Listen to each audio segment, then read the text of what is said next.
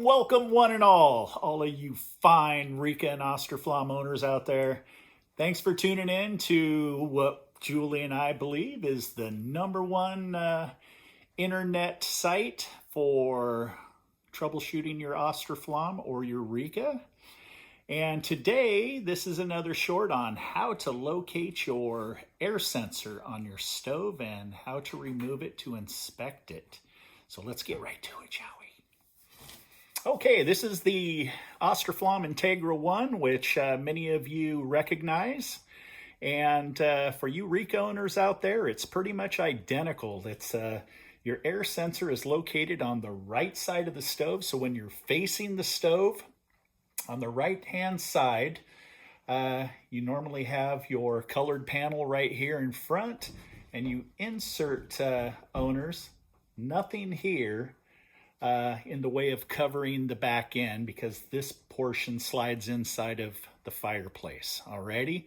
For you out there that have freestanding models, you do have a panel that's right here, and if you check out our how to remove the panels on my stove, then you will see exactly what's going on there. Again, both models, your fresh air tube, your air sensor sits right here, and basically the computer board drops down inside of the tube and it measures the air intake that comes in either from an outside connection or from the internal air of your home. First off, I want to say, before you do anything, which I've mentioned on most of my videos, is that you want to unplug the stove. When you start disconnecting wires and so forth, you're going to end up having the possibility of maybe grounding something out if it's plugged in, or possibly, having a little jolt or shock, which isn't always pleasant. So just go ahead and unplug it. So the first thing that we're going to do after we locate the air sensor, so you're going to grab yourself a 5/16 socket. Be very careful not to hit the computer board. Back at your screws, and as you can see, I've already pretty much loosened it up just for the sake of trying to get right to it. Okay, when you take out the last one, hang on to the air sensor. You're going to want to lift it out very carefully. Alrighty? Now, this is my bad air sensor, which I always use in my videos because it's a great example of a bad air sensor. Okay? They don't always end up like this, showing an obvious sign. A lot of times we'll have to test them in order to determine if the air sensor is bad. But after you remove the screws, never touch the green flat portion of the fiber board, okay? Because electrostatic can blow the components on the board. Always grab it like so, and you should be fine. So when you inspect it, the first thing that you want to do is you're going to want to look for burn marks on the board or underneath here. Wow, look at that.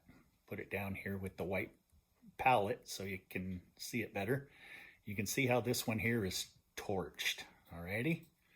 Both sides, it burnt all the way through. This is an obvious bad air sensor. They're not always going to look like this. And again, once again, we will have to test them a lot of time to determine if they're bad. All right.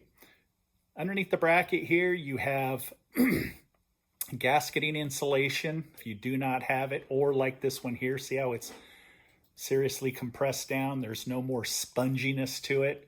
Give us a call and we'll sell you a foot of it. We have to sell it by the foot. So you're going to always want to make sure that this insulation is intact and it's spongy. So when you mount it down, it's going to squish and have a nice seal to it. Also, you're going to want to install it to where it's tight up against the fiber board. You can see there's no gaps. And when you put the new on, these holes obviously aren't going to be there, so your screw will pop through the new and give it a nice seal.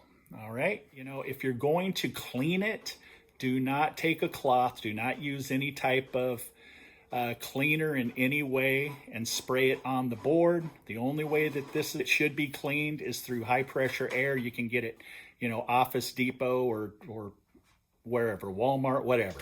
And the high pressure, just give it a good cleaning with the high pressure, blow everything off. And that's pretty much all that's necessary in order to clean the air sensor. Then once it's time to put it back in, just be careful that the portion that goes down into the air tube here, you don't want to drag it. You want to try to keep it off of the air tube if all possible. Put it back, reset the screw. Now, because I do have this apart, I don't have the wire here that's coming and connecting to it.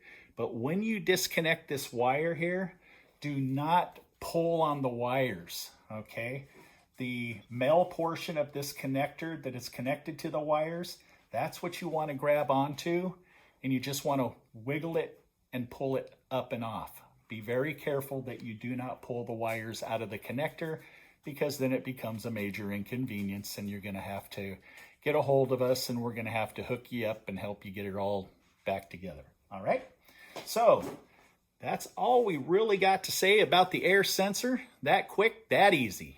So if you guys need any parts or any troubleshooting advice, email us at offgridstoves@gmail.com. We'll normally get back to you within, a couple of hours because it does go right to our phone. If you do not have a way to email us and you have to call us, give us 24 hours to respond due to the fact that we are so busy from September to March. After March, not so much.